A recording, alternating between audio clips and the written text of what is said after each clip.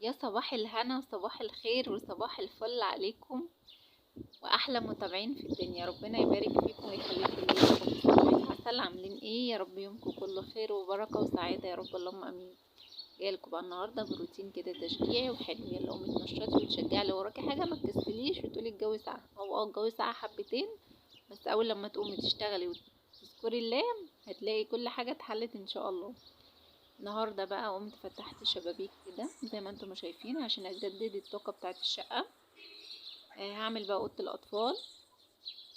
هبتدي الاول هغير معايا الستاير علشان خاطر ايه بعد ما افرش السراير ما اطلعش عليها. طبعا حابه اشكركم على كلامكم الحلو اللي يكبر الخاطر، ربنا يبارك فيكم ويخليكم ليا يا رب، اللهم امين. ما تنسونيش بقى في اللايك والاشتراك لو انت اول مره تشوفيني، وفعلوا زر الجرس عشان يوصلكم مني كل جديد. النهارده بقى هنعيش يوم كامل مع بعض. كملوا الفيديو للاخر هيعجبكم جدا، وما تنسوش تقولوا لي رايكم ايه في التعليقات. هنا بقى كنت ركبت الستاره وشلتها ومسحت كمان الماسوره عشان خاطر تبقى نظيفه معايا. ابتدي بقى اشيل الملايات وانفض السرير كده واديله تلميعه حلوه عشان لو في تراب او اي حاجه. هنا انا ركبت الستاره الجديده، هبتدي المها بس كده لحد لما ايه، لما اخلص عشان الشمس تدخل الاوضه. ايه رايكم بقى فيها؟ هنا بقى اشيل برضو السرير التاني واشيل الملايه بتاعته. هخرج بقى اللحافه دي على البلكونه بره عشان تتهوى وتتشمس. الجو ما شاء الله جميل والشمس حلوه قوي.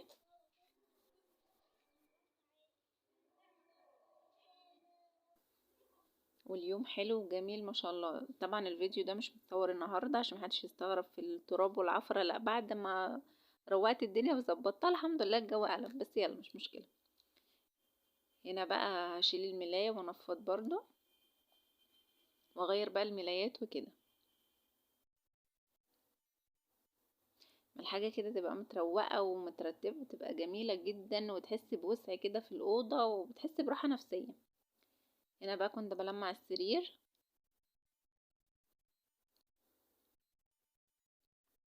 هبتدي بقى ان انا افرش ايه الملايات.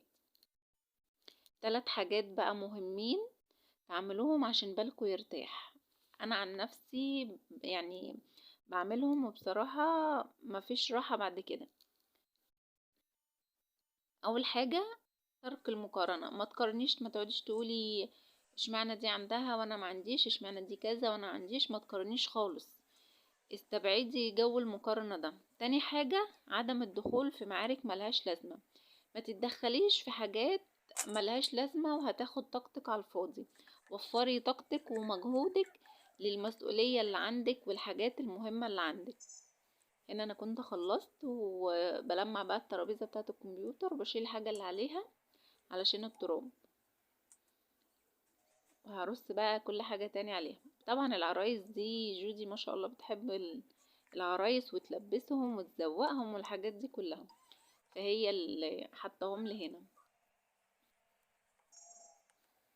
تشبعش عرايس، عندها عرايس قد كده. هنا بقى كنت بمسح الكمبيوتر عشان التراب كمان. بصوا بقى الرف ده هو اصلا مكسور، بس انا قلت لا لو شلته هيبقى شكله مش حلو. فانا لفيت عليه رباط كده طويل اللي هو بتاع البناطيل ده، وقلت ايه لا هستخدم الرف هحط عليه اي حاجه فما بيقعش خالص، لانه طبعا مش هينفع يتعمل ولا يتلزق ولا اي حاجه.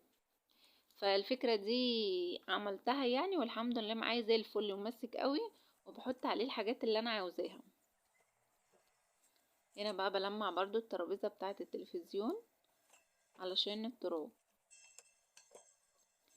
فاحنا قلنا اول حاجة ترك المقارنة، ما تقارنيش خالص. عدم الدخول في معارك ملهاش لازمة. تالت حاجة كثرة ذكر الله، الا بذكر الله تطمئن القلوب. ومن يؤمن بالله يهدي له قلبه. ففعلا الاستغفار كتير، الذكر كتير حلو جدا ومريح جدا وبيجلب الخير والبركة وجميل جدا. فالثلاث حاجات دول واظبط عليهم، وان شاء الله باذن الله بالك هيرتاح وتبقي عايشه مرتاحه وزي الفل. هنا انا كنت خلصت ولمعت ورجعت لكل حاجه تاني مكانها. هبتدي بقى اشفط الاوضه بالمكنسه. هي الاوضه كانت معايا نضيفه، انا كنت شايله السجاد ومسحه، بس ايه ترويق كده من على الوش، تغيير ملايات وستاير بس. والبلاط اللي باين ده برضو هبتدي ان انا ايه امسحه واشفطه وهمسحه. انا من الناس اللي ما بتستخدمش المكنسه كتير بصراحه، مش عارفه بحسها تقيله، او ممكن عشان أنا مكنستي بحسها كبيره شويه، فبستثقل ان انا اطلعها واكنس بيها، فبستسهل المقشه اكتر. بس طبعا لازم اشغلها من الوقت للتاني عشان خاطر كتر الركنه بتاعتها ممكن تبوظها وكده. كده انا كنت خلصت معايا الاوضه، ما شاء الله اللهم بارك، بقت تحفه. ايه رايكم بقى كده؟ بصوا على الستاند اللي بقولكوا عليه، حطيت كمان عليه العروسه. وادي ترابيزه التلفزيون. هنا بقى البلاط اللي باين الحتت الصغيره دي انا لمعتها ومسحتها. هنا بقى هشغل معايا القرآن في الأوضة شوية، علشان ايه يملى البيت خير وبركة كده ويبعد اي حاجة وحشة.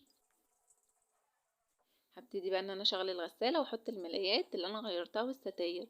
طبعا الأوضة اللي هتعمليها هتغيري ملاياتها او الستاير بتاعتها، تحطيهم على طول في الغسالة.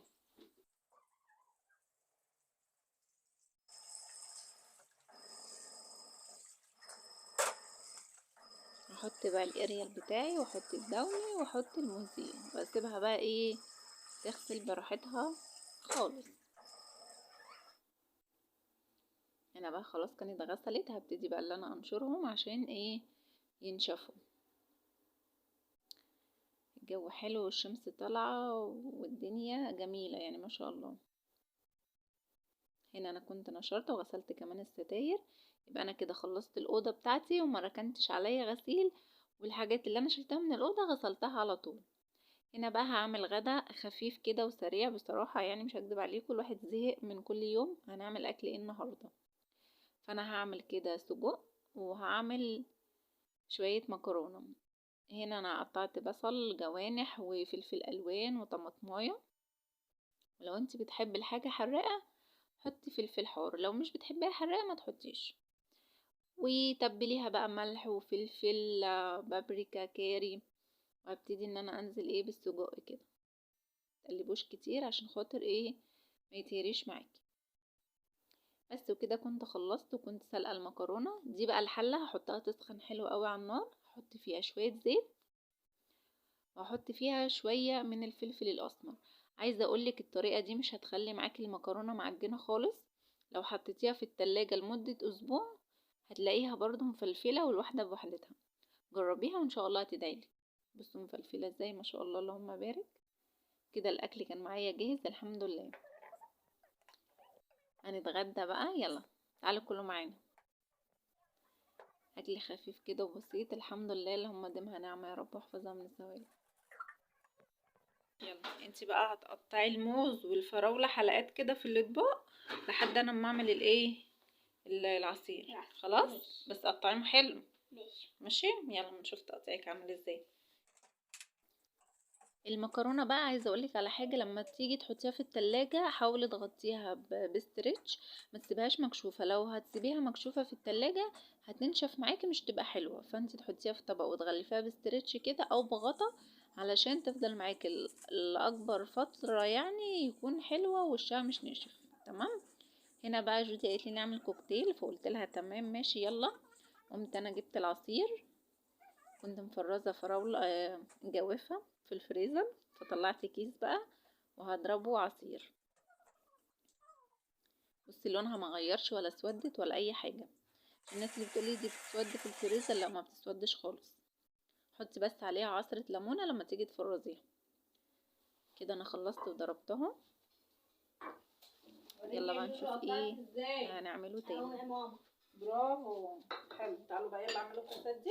هي ما شاء الله كانت مقطعه الفاكهه حلو، بس كانت مكبره الموز شويه، فانا كنت ايه الحاجات الكبيره شويه كنت بقطعها ايه يعني عشان تبقى حلوه كده. ما تعدي هنا دلوقتي. هتحطي شويه من العصير وبعدين احطي واحد من الموز وواحده من الفراوله. حطي بس شويه من العصير كده واقولك تعملي ازاي. قفشتك يا جوجو، كنت بتاكلي الفراولة وانت بتقطعيها. بالهنا والشفا يا روحي، باين على بقها، نسيت تمسح بقها عشان ما اكشفش الجريمة. هنا بقى قالوا لي يا ماما سيبينا واحنا هنعملها، فانا بصراحة سبتهم يتعاملوا، بس كنت ماسكة ايديهم وهما بيصبوا العصير عشان ما يقعش في الارض. خليهم يدخلوا المطبخ، شجعيهم، سيبيهم لو حاجة بسيطة زي كده وهيقدروا يعملوها سيبيهم يعملوها. بيبقوا مبسوطين جدا وبيبقوا فرحانين بالحاجة اللي هم عاملينها، وشاركيهم معاكي كده في المطبخ حتى لو بحاجة بسيطة زي كده. عايزه اقول لكم ان هي بقت فرحانه هي وجودي جدا، وكل اللي يجي احنا عملنا كوكتيل وطعمه يعني طعمه جميل بصراحه، طعمه حلو. ايه رايكم فيه بقى بعد ما خلص؟ خلي بالك من اختك، ماشي؟ لا اله الا الله. يلا باي باي، ربنا معاكم. يلا باي يا روحي.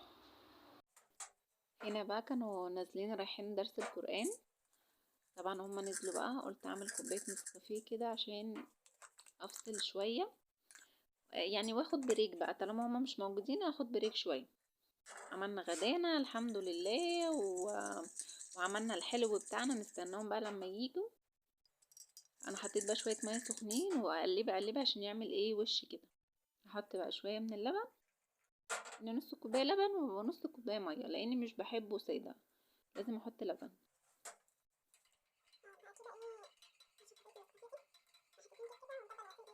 نقلب بقى حلو كده عشان ندوب السكر. احط معلقتين سكر او معلقه ونص، ما بكترش عن كده. كده خلصنا بقى، نجيب حتتين كيكه عشان ايه كده نعيش اللحظه بقى واحنا لوحدينا. عندي بقى شويه غسيل، قلت اجيبهم اطبقهم وانا قاعده قدام التلفزيون وانا بشرب ايه النسكافيه الدافي الحلو الجميل ده. وكان عندي كيكه، قلت بقى اجيب حتتين اروق على نفسي وادلع نفسي، ما كنتش انا ادلع نفسي مين هيدلعني. اتسلى بقى في شويه الغسيل دول كده وانا قاعده. رتبي اولوياتك، رتبي وقتك ونظمي وقتك. حاجتك هتخلص على طول، ما تكركبيش كل حاجه فوق دماغك، ما تروقيش الشقه كلها مره واحده وهتتعبي. لا، نظمي وقتك ورتبي اولوياتك وشوفي ايه اللي انت محتاجه تعمليه بكره ورتبيه كده، وان شاء الله هتخلصيه على خير. ربنا يسهل امور حياتكم كلها يا رب، ويرزقنا ويرزقكم الخير والبركه. العبوا بقى واتبسطوا مع اولادكم وعيشوا حياتكم، ما تخلوش حاجه تتعكنن عليكم ولا تزعلكم. استمتعوا بالوقت اللي انت قاعده فيه مع اولادك في البيت، عوضيهم بقى عن الدراسه، خلاص الدراسه هانت اهي على الابواب، فلازم تخليهم يستمتعوا بالاجازه بتاعتهم ويفصلوا شويه فيها عشان لما يرجعوا للدراسه يرجعوا هم مبسوطين وعندهم طاقه وقادرين ان هم يرجعوا. ماشي يلا اقعدوا بقى كله، وبعدين نبقى نشوف هنعمل ايه. دوقوا بقى الاختراع بتاعكم، قولوا لي طعمه ايه.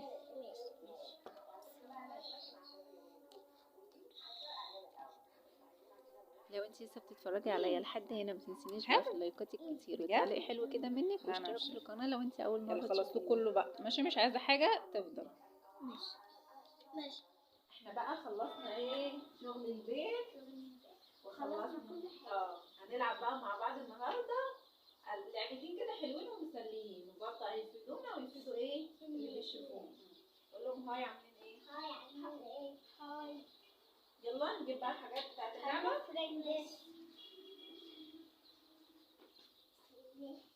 لا سيبي دول انا اشيلهم. خدي انتي دول. يلا.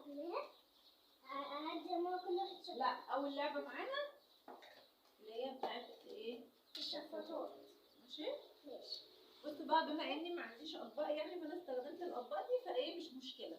نرتب بقى الاطباق كده. فين الورق اللي مكتوب عليه النمبرز، الارقام؟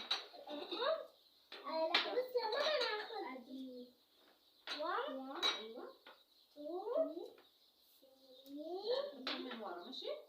عشان ما تيجوا تلعبوا ما تتلخبطوش. يلا 4 5 لحد الصغير.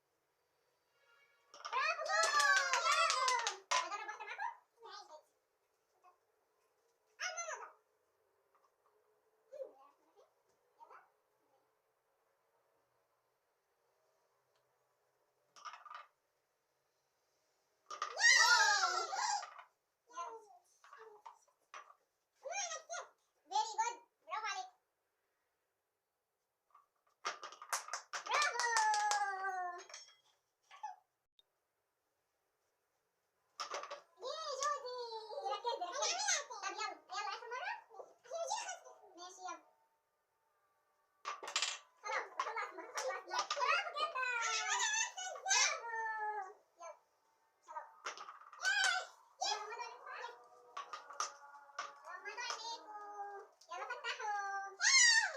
عشان انتوا شاطرين. دي فيها كده بسيطة يعني على قدكم. خلاص احنا كده خلصنا لعبة. يا رب الفيديو يكون عجبكم ونكون افدناكم. ما تنسونوش اللايك والاشتراك وفعلوا زر الجرس عشان يوصلكم مننا كل جديد. يلا يلا نسمع لهم السلام. باي باي. باي باي. باي باي. يلا نقول باي باي يا كندا يا كندا. يلا. اعملي ايه دول بنتي بتعيط؟ اعملي ايه دول بنتي بتكلم حبيبها في التليفون؟ الو زعلانة منك. اعملي ايه دول بنتي مجنونة. باي باي. اشتركوا لايكات كتيرة كتيرة واعملوا لايكات عشان انتوا مش بتعملوا خالص. باي باي. باي باي.